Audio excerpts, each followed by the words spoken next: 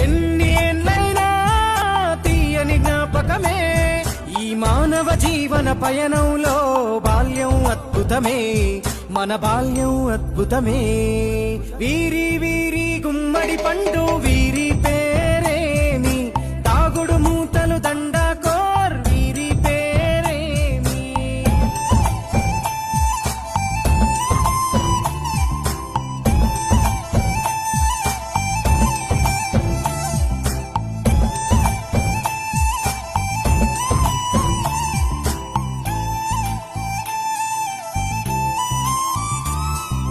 పంటలు పంచి దొంగను ఎంచి రేసాటాడితి మందరమే రేగడి మట్టిని ముద్దగా చేసి బొమ్మరిల్లే కట్టితిమే